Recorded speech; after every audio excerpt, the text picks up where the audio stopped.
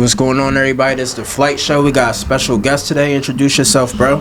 Quanlitty. Everybody should know who I am. Let's get this going. Shit, let them know. Let them know what's going on. Man, it's a lot about me, man. I don't know what y'all want to hear. I mean, everybody know me for throwing parties, but everybody really know me for, like, photography. Started getting into the celebrity work.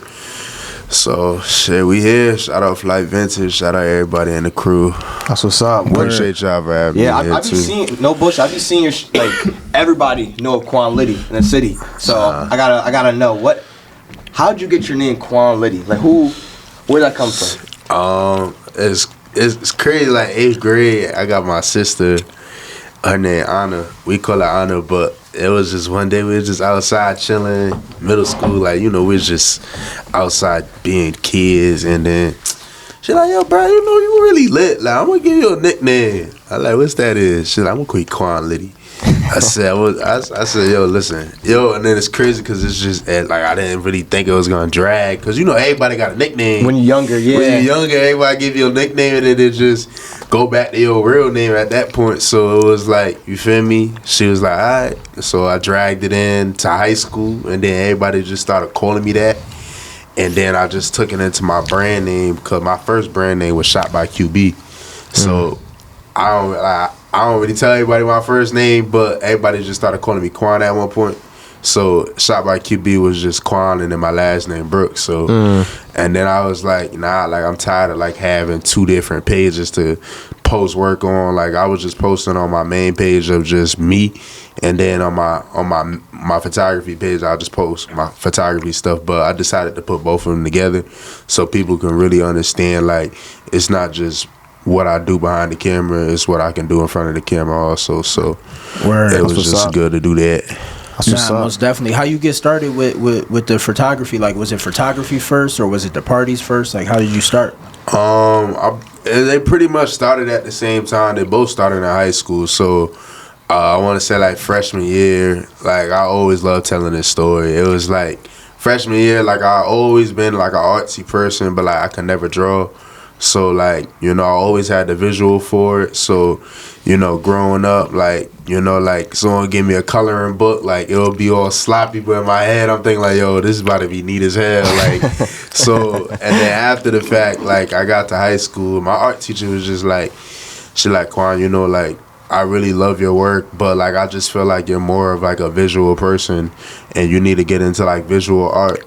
And then a lot of people at the school had a lot of connections and stuff, so they kind of pointed me forward to a internship called Grip Tape. So basically, Grip Tape gives you about I want to say $600 to start out your business, and then you go forward from there. So it's a whole process. You know, to sign the application. You write like a couple paragraphs describing like what your kind of business is, and then they pair you up with a mentor. So after you get your mentor, the mentor kind of goes over like strategies to, you know, make you a better business person.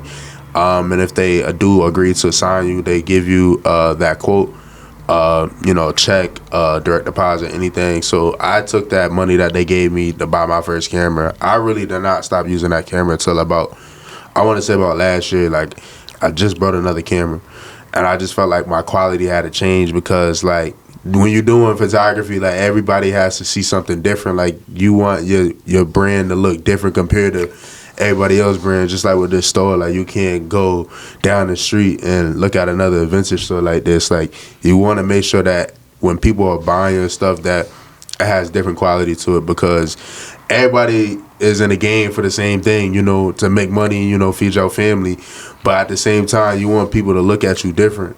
You know, so I feel like my photography has took a bigger toll into different, you know, varieties of photography, because I can shoot all type of photography. I can go to the studio right now and do a studio shoot. I can come outside right now and do this. Then I could just step in a club and just turn my flash on.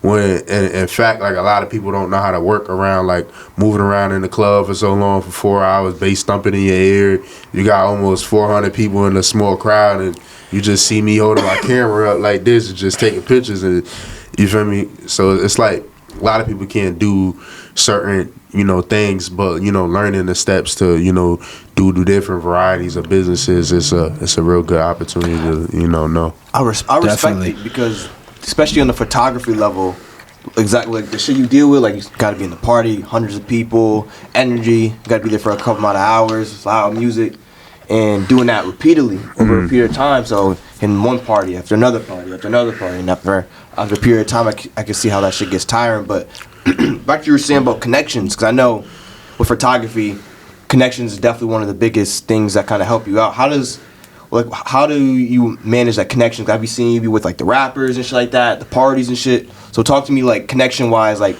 how do you get around, or how you kind of started your foot in the door?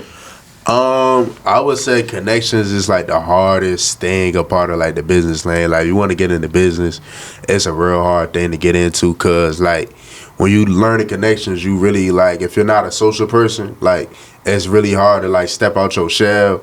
And it's like you can't really give advice to somebody like that's not like an introvert. That's what it is, right? Like that doesn't really talk. You know, it's really hard to tell somebody, well, you could do this, you could do that, because it's easy for me because I always been like that. Like growing up, like I was just always that, yeah, I want to do this, yeah, I want to do that. But then you always get that person that just sat in the back of the room and didn't talk all day. I really feel like connections really just, came from, talking to people, getting to know people, doing photo shoots for different people. And then they'd be like, well, yeah, I know this person. Or, yeah, I know that person, So I feel like connections it's a hard thing to get into, but just having a mindset to know like, well, I feel like if this person can do it, like I can step out my nutshell to do that. And just looking at other people on YouTube, I just grew up, just knowing how to, say, not bite my tongue about certain things, So getting into my photography stuff, I feel like most of my connections just came from, doing photo shoots over the time, traveling more, getting to know different people. Like I was just in North Carolina, I want to say this weekend, honestly, I was down there with a homegirl, but like the whole time I was really down there to chill. But the whole time, like my organization, I'm a part of a network organization called RMF in Bridgeport, where we just throw parties and, get back to the community and stuff. So shout out my brothers and sisters over there. But yeah, I was down there for like 2 days, and they like, yo, call up DJ Low Key. And mind you, like I met DJ Low Key in New Jersey from something. It was a pool party that we had did. It was Meek Mill there, Ari Fletcher, and Fabulous. But I did this event for RMF, and I just happened to, run into DJ Low Key. We exchanged, information, kept talking. But he lives down in North Carolina. Like, he has North Carolina on Smash. So, I called him up. I said, yo, bro, I'm in town. Like, I just want to do something tonight. Like, I'm going to just come. He like, you got your camera? I'm like, yeah, hell yeah, I got my camera. He like, all right, pull up, let's work, let's get you some money. So that's fine. Just knowing different people in different states, like it's just easy. So when you go to that town, like you're not bored, you got something to do, you got some money on your plate. You feel me? Just knowing different people, it really take you a long way. Like in this business lane, and I feel like if you can't talk, like my advice, my shortest advice, because like I said, there's not really a lot of advice to give somebody that doesn't really know how to get out their nutshell. I would say just put your mindset into a circumstance where it's like, yeah, this is going to get done. You know what I'm saying? Like, me being a college student, like, and being the first one to, like, almost graduate in my household, I feel like my mindset told me, like, yeah, I got to get this done. You know what I'm saying? So you as a person, if you're not into talking or getting to know people, you got to put yourself in that mindset where it's like, at the end of the day, the most thing that you're going to get is a no. So you got to really put yourself in that headspace. Like, if I get a no, it is what it is. Like, let's move on to the next. So I feel like that's the most advice I can really give to somebody. I like that. Nowadays, I feel like a lot of people get scared of just hearing no. But like you said, it is what it is. Just keep moving. Yeah, most definitely. And like you said, like getting like out of CT, because I feel like a lot of people, like when they try to network in the same location, it's like, bro, you never gonna grow. They're stuck in if you stay in the same location. So like definitely traveling, going to different states, different environments, different people is definitely a good way of networking. I feel like CT is more so like the money town. Like I feel like CT is not really good for networking, but any place you go is a network space. But I feel like you go down to Atlanta, you can go down and network with somebody, because Atlanta, everybody's doing something. Everybody got something flashy down in Atlanta. So it's really hard to go down there and make money. But that's why you take your tools from real big network states and you bring them to the money states such as Connecticut. So I can go down to Atlanta and I can talk to a businessman about investing into Airbnbs. You know, everybody got Airbnbs in Atlanta, you know, or everywhere around. But I can take that investment money, you know, and come back down to Connecticut and buy a house down the street and sell it on Airbnb compared to me coming down here. There's not a lot of people that's doing like real good Airbnbs out here. Like you can go on the app right now and there's nothing really flashy out here unless you go to like Greenwich, you know what I'm saying, like downtown New Haven, you know what I'm saying. So I just feel like CT is really the money town. That's what's up. I never thought of it like that. Yeah, Connecticut not really popping anyway. Like if you was to do Airbnb, because it's like you could just go to the city or you could just go to Boston. Right. Those is more like popping destinations. So I definitely feel you. Like Connecticut not really having the Airbnb space popping at all. You know what I'm saying? And my boy, he has an Airbnb out here, and like his thing is booming, but the way he used his marketing scheme was just so clutch. Like he has it in downtown New Haven, right near Yale, and you know Yale is the biggest Irish school in the world almost. You know what I'm saying? You got doctors coming out here, traveling nurses. You got parents coming down here for graduations, football games, basketball games. You know, so he has that Airbnb and a space where it's like it's around everything. That's like a gold mine right over there. Literally, because I would say downtown New Haven it's not bigger than Hartford downtown area, but we have like literally everything in that area. We got Yale New Haven Hospital. We got everything over here. So the fact that he sat there and said, "Yeah, I'm gonna put this right here in New Haven," it was a great marketing scheme, because if he was to do that anywhere else in New Haven, like it wasn't gonna be as successful as it is now. That's smart. That's fact. So, let me ask you this. I know you go to hundreds and hundreds of parties and you travel. What's like you said too, like how Connecticut is more of a money state. What's like your different perspective you've seen traveling to these different states, North Carolina, Atlanta, all these different spots, like off of like party wise or just like connection wise too, like, you know, what's your perspective on that? I feel like the nightlife scene is very like all over the place. Like I haven't been to a state where the nightlife scene was very bad. I feel like with CT, like we don't have anything to do during the day. You know what I'm saying? So we use that opportunity at night to go out, you know, and have fun. Like you go outside during the day, you don't really see a lot of people. And then you go out at night, you be like, dang, like this person outside, like what the hell? And then like, you know, you go down south. Cause that's originally where I'm from. Okay. I'm from the South, so you know I seen a lot of, you know, everything. But going down to Atlanta and stuff, you know, Atlanta is just very beautiful. Every time everybody's outside and stuff. But the nightlife scene over there, it's not like ours. You know what I'm saying? Like with us, we really just started bringing celebrities out here. You know what I'm saying? Like because back in the day, when like Lotus was around, or like all these different clubs, we wasn't really bringing out a lot of people. Now we got all these big people coming out here and stuff, you know, to these clubs and stuff, but they're not going to like concert venues. You know what I'm saying? So I feel like the nightlife scene in Connecticut compared to like different states, I feel like we have big up on it compared to a lot of states, because, you know, down here there's a lot of 18 plus clubs, you know, a lot of stuff for college kids.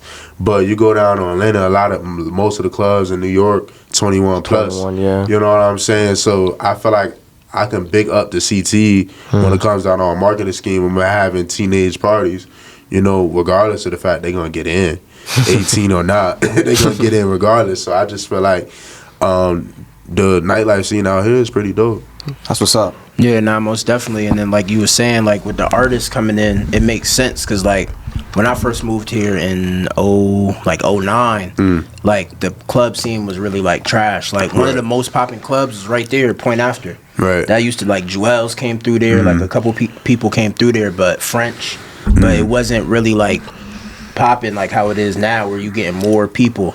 Like Bridgeport got somebody every night now. Literally. Hartford got people every night now. And it makes sense, because most of the time the artist is coming from the city. If they on tour or whatever and they going to Boston, or coming from Boston going to New York, they could come in, CT, get a quick bag, and then keep it pushing. So it's it's not like a hot spot. Like obviously in the city, you know, people gonna stay for a few days. Right. They go to Boston, they gonna stay for a few days. But at least like traveling through, they're like, oh fuck it, I could go get this quick 15, 20 That's how it real is, quick in CT, and it makes sense. That's how it is, because Desi Banks just came out here, the comedian dude. I just seen you took a flick. He came down here. He was down. He had a show down here for 3 days, but then he stopped. He stopped around the corner, literally at this spot.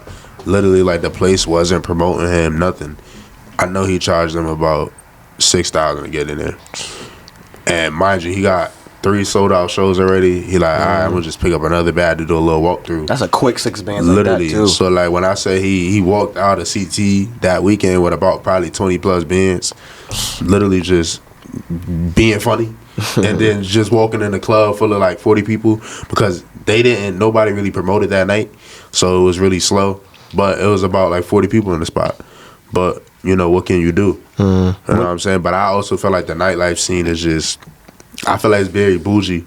Like, I really don't like it no more. Like, I feel like I enjoy more, like, with partying with the teenagers, because they know how to, you know, get up, sit in the middle, party, for real, you know, drink. The older crowd nowadays is more like, yeah, we gotta buy a section, bitch. We gotta do this, we gotta do that. If he don't got no section money, we ain't fucking with him. Da-da-da-da-da. Like, and it's like these sections be like fucking. And I don't get me wrong, like I be selling my sections a lot too, but you know, like it's a money scheme when you're doing like, you know, partying and stuff. Sections be like $1,000 for like 2 bottles that you can go to the packing and get for about $40-$50. Yeah, you know what I'm saying? And then like women don't want to leave their sections nowadays. Like back in the day, you go out and party and shit, you got women all out. Like niggas wasn't sitting down back in the day. To be honest, sections is more of a new thing. Niggas really wasn't doing the thing. sections. Niggas used to move around the whole party. You definitely had to get a bottle.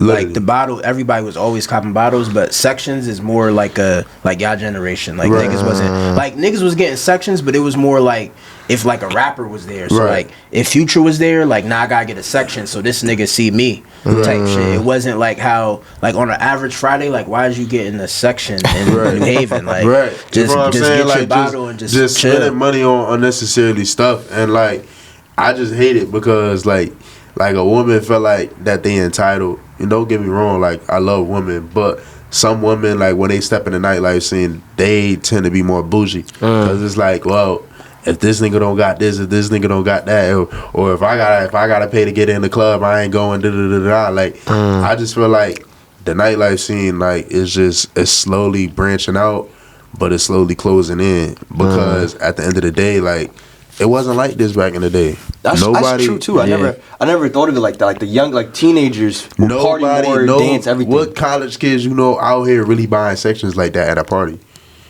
They not. They don't care. They go over there. They get them 3 shots. They good for the night. Compared to them, you gotta sit here and buy round 2 of bottles because you got females in your section and you want to look like you got some money. Most of the time, niggas turn up before they go in the club anyway. Exactly. Yeah, like pregame nowadays. Like I'll go in, I'll buy like drinks. Like obviously, I'm not gonna go in and buy drinks, but like I'm gonna do the bulk of my smoking and drinking before. Feel me? Right. Like I'm gonna already come in already lit, and then I may get 1 or 2 just to get me through the night, but I'm not gonna come in and drop 300 on a bottle for random chicks. Right. It ain't rocking like that. And I bet you see a lot of that shit too in general. Just a lot mad dudes just coming in just trying to blow mad bread just to get chicks' attention. Shit crazy. It'd be crazy because like even when the famous people get out here, like the women be trying to like look all pretty in the corner so they can get like one of the entourages to be like, all right, you come over here type of thing. Like it's really bad, crazy. bro. It's bad. Shit, females gonna be mad at me, but low key they need to start charging chicks to get back in the club. I swear to God, bro. Like I'm not even trying to be sexist, but like none of us, and I mean not one man, can just walk through a line and be like, yeah, he ain't gonna charge me, or yeah, she ain't gonna charge me. Nah. You get a pretty girl, you know them bouncers.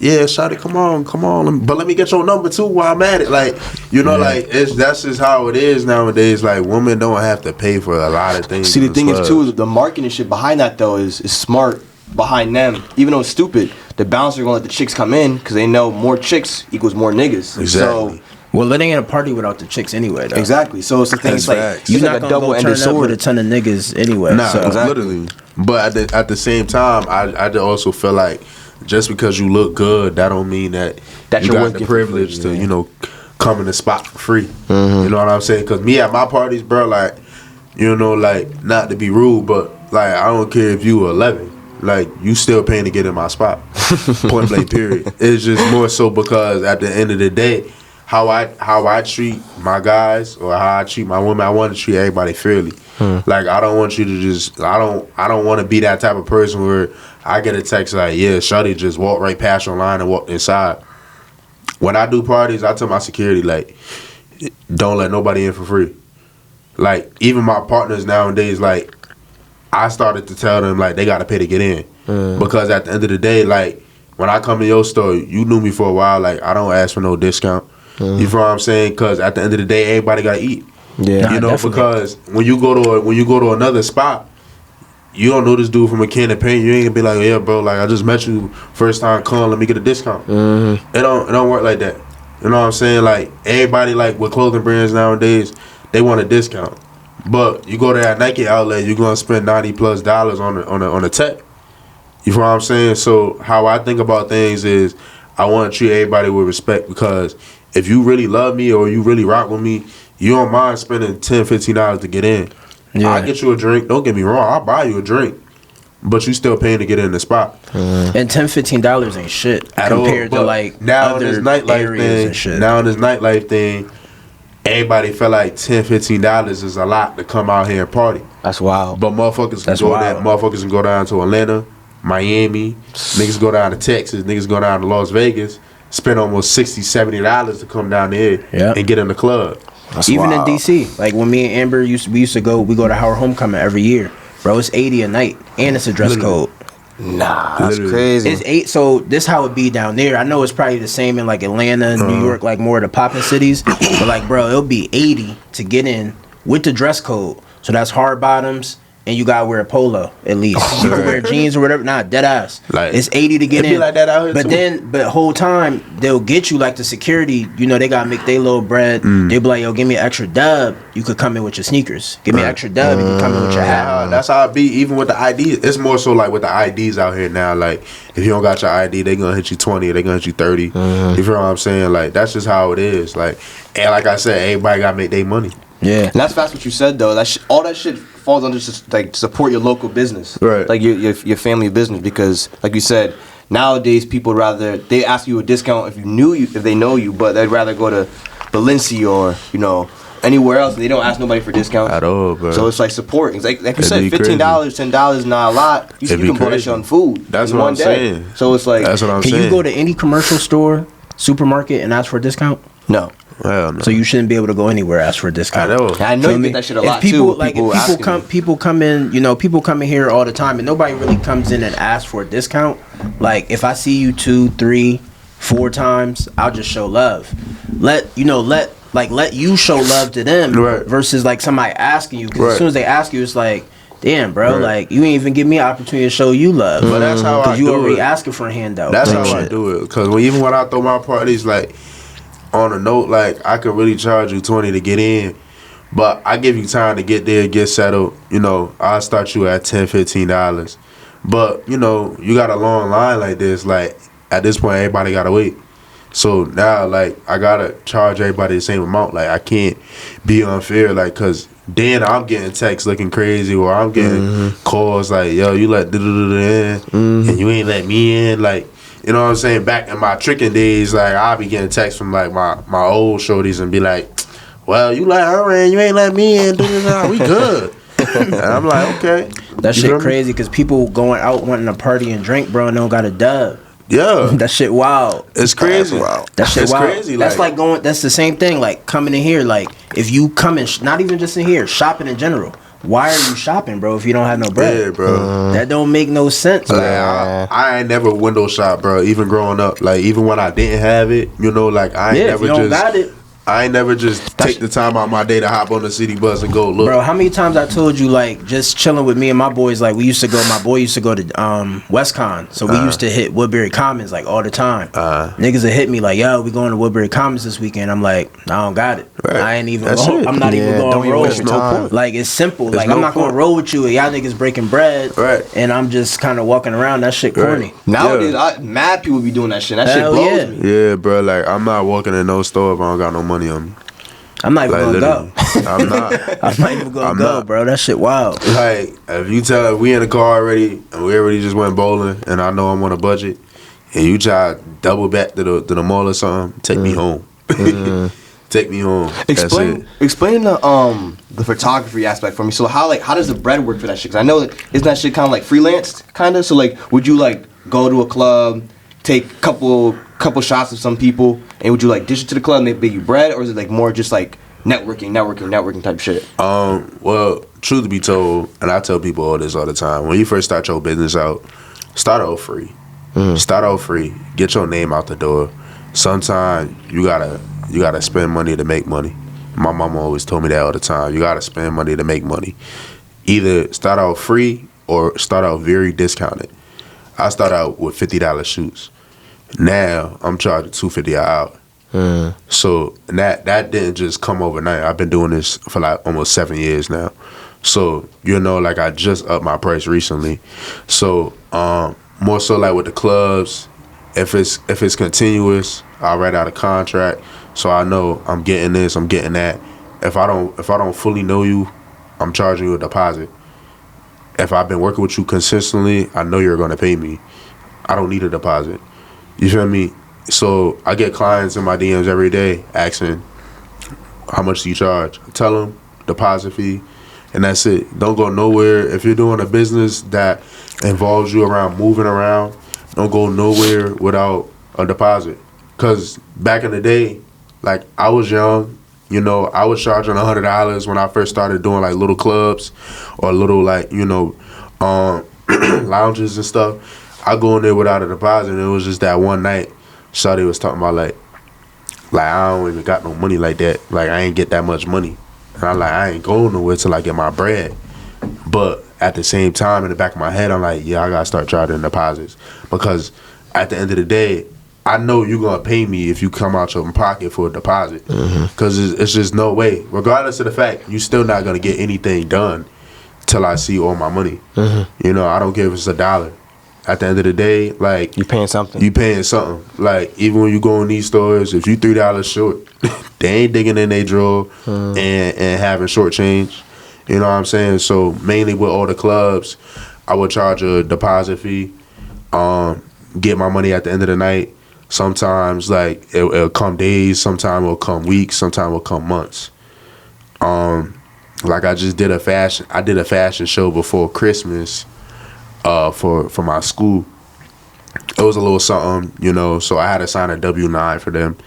After I signed the W-9, I did everything, but now it's a waiting game, So like with schools, with some businesses, it takes weeks at a time for you to get a paycheck because you have to go through certain people. Procedures and stuff like that, yeah. So with my school, it took them, I want to say about almost 3-4 months for me to get not even what I would charge to do a half a photo shoot.